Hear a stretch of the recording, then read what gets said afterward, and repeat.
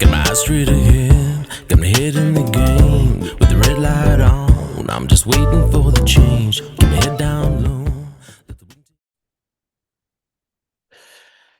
Hi, j-fallon. So absolutely disgusting news coming out. It was announced by the AFP, but I'm going to read this article before we watch a quick video from the Australian Federal Police. So a 26-year-old man has been charged with allegedly using his position as an after-school care worker to produce child abuse material with 10 children aged 6 and under.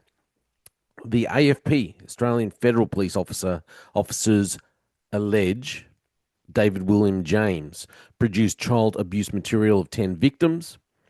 The oldest was 6, apparently. So it is further alleged Mr. James's offending was linked to his employment with 6 different out-of-school hours care services in North Sydney and the CBD between April of 2021 and May of 2024. James was training to be a New South Wales police officer at the time of some of his alleged offending. Wow, that is.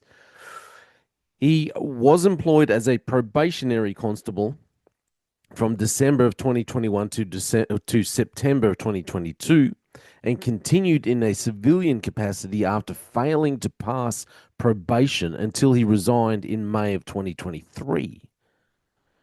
James was removed from the police force over his failure to tell New South Wales Police he was simultaneously working in childcare.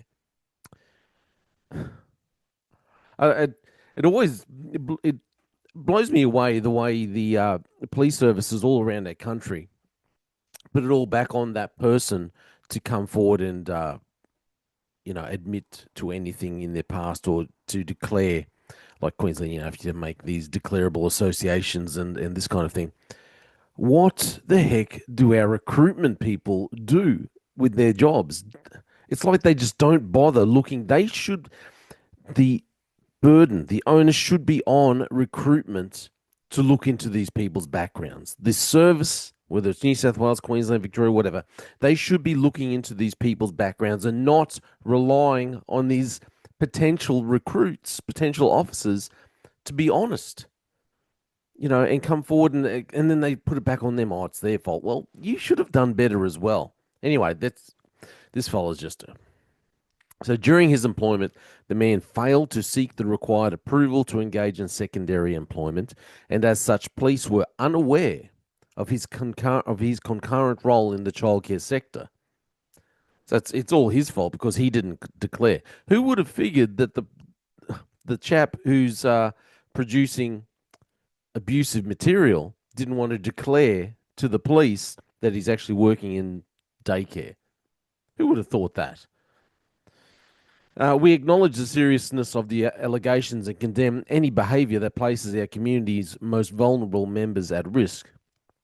The content was allegedly located on the dark web, prompting a police raid at the man's home on September 25th, 2024, where a mobile phone and other electronic devices were seized. Mr. James allegedly refused to provide his passcodes. Anyway, look, we're going to watch this video.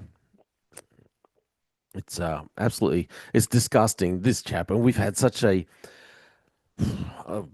seems like there's so many cases of this going on at the moment across Australia.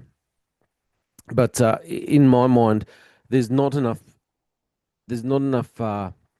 effort put into doing background checks when it comes to like what police do with their background checks. They don't do enough. They don't put enough effort when they're looking at potential recruits. And obviously, we need more thorough background checks, I believe, whether you're male or female. We've had similar issues with female teachers, but when it comes to people looking after our children, we need more thorough background checks and not rely on the honesty of people to declare. I mean, like I said, who would have thought that someone who is doing this kind of activity isn't honest and declare exactly what they're up to in their outside of their work life? Anyways, check out this video. The AFP will allege the man took explicit photos of 10 children aged between 5 and 6 over a 3-year period, 2021 to 2024. These children were allegedly in his care at 6 USH services where he worked. Today, court orders were lifted, so we can now talk about this investigation. The non-publication order issued by the court was to allow our investigators the time to carefully work through all the available evidence to establish a full picture of the alleged offending.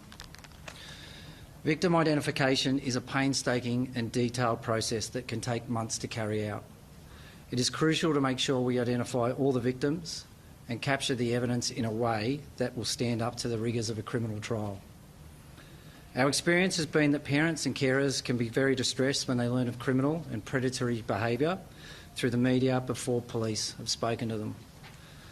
Our process is victim-led. Simply put, the victims and their families are our key priority. If you have not heard from the AFP, it is because we have no evidence which has linked your family to this man's offending. It is important to note that this man remains in custody. This AFP investigation began in June 2024 after the detection of child abuse material on the dark web. A man was identified as being allegedly responsible for this material, and a search warrant was executed at his Artarmon home in September 2024. We allege the man refused to provide access to his electronic devices and was charged and refused police bail. He was then granted bail by the courts 5 days later. AFP digital forensics investigators were able to crack into the man's devices, and we found what we will allege is child abuse material. The man was rearrested in October 2024 and charged with 13 offences, including 9 counts of using a child to produce child abuse material.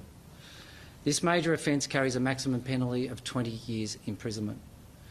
From this point on, our victim identification process began in earnest as our investigators went through every image or video on his phones, his computers and his storage devices. In all, we had to examine 142,000 files on his devices, or 18.9 gigabytes. Not all those were child abuse material, but it shows the effort it took to thoroughly go through every single file. So as I said before, it's a former New South Wales police officer. He's been named over child abuse charges at Sydney Daycare. His name apparently is David James. He was previously a probationary constable who failed to disclose his part-time childcare work to police.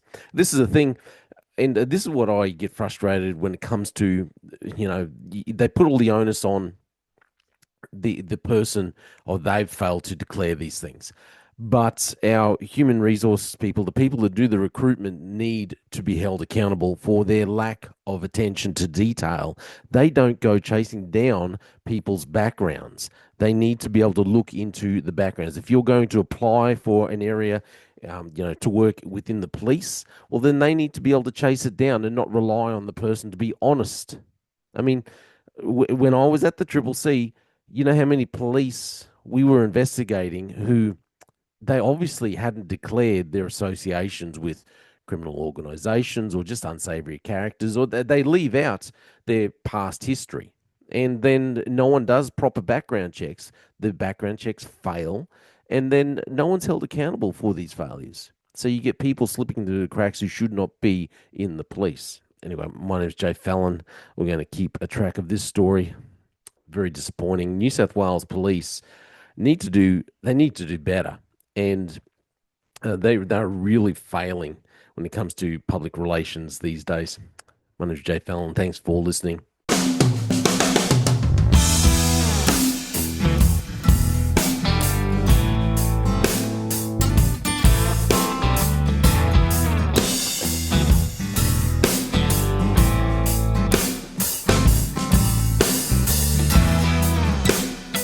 You've been on my mind.